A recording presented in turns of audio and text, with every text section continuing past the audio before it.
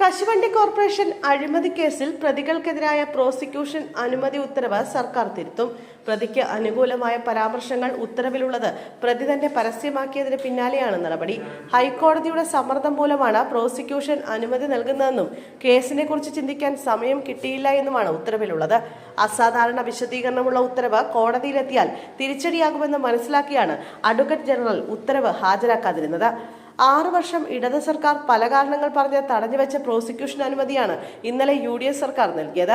എന്നാൽ സർക്കാർ ഇറക്കിയ ഉത്തരവിലെ പരാമർശങ്ങൾ അസാധാരണമാണ്. കോടതിയലക്ഷ്യ നടപടി ഒഴിവാക്കാനാണ് പ്രോസിക്യൂഷൻ അനുമതി നൽകിയതെന്നും കേസിനെ കുറിച്ച് മനസ്സിരുത്തി പഠിക്കാൻ സാവകാശം കിട്ടിയില്ല എന്നുമാണ് വ്യവസായ വകുപ്പ് പ്രിൻസിപ്പൽ സെക്രട്ടറി K. ബിജു ഇറക്കിയ ഉത്തരവിലുള്ളത്.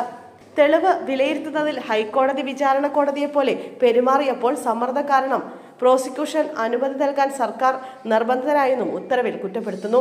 പ്രതികൾക്ക് ഭാവിയിൽ അപ്പീൽ ഫയൽ ചെയ്യാനുള്ള അവകാശത്തോടെയാണ് ഉത്തരവ് അവസാനിപ്പിക്കുന്നത്.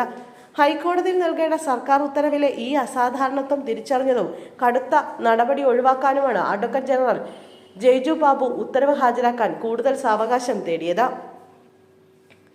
പ്രതികൾക്ക് അനുകൂലമായ പരാമർശമുള്ള ഉത്തരവ് R. ചന്ദ്രശേഖരൻ തന്നെ പരസ്യമായി വായിച്ചത് സർക്കാരിന് തിരിച്ചടിയായി.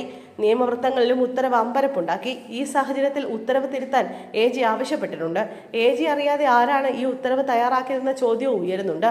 അഡ്വക്കേറ്റ് ജനറൽ കോടതിയിൽ ഹാജരാകുന്നതിന് മുമ്പ് സർക്കാർ ഉത്തരവ് പ്രതി വായിച്ചത് പരാതിക്കാരും കോടതിയുടെ ശ്രദ്ധയിൽ കൊണ്ടുവരും.